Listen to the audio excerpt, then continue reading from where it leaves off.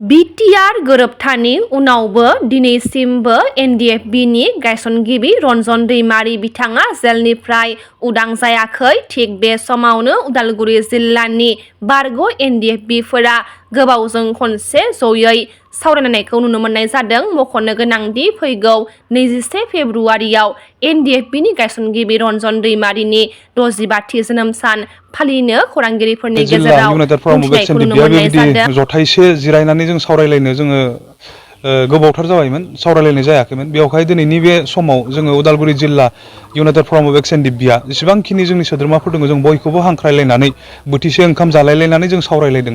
बे सावरायनाया जाहैबाय जोंनि माखासे जेंनाफोर बिनि सायावनो जों गोसो होनानै सावरायदों आरो फैबाय थानाय समाव जोङो माबायदि दावगागोन United forum of ex NDFB हिसाबै बा बारग' एनडिएफबि हिसाबै जोङो माबायदि आवगायलांगोन बिनि सायाव जों गोथौयै सावरायदों आरो बेफोर सावरायनायखौ जोङो रायजोनि गेजेराव बा रायजो राजानि सिगाङाव समजों लोगोसे जों फोरमायलांबाय थागोन।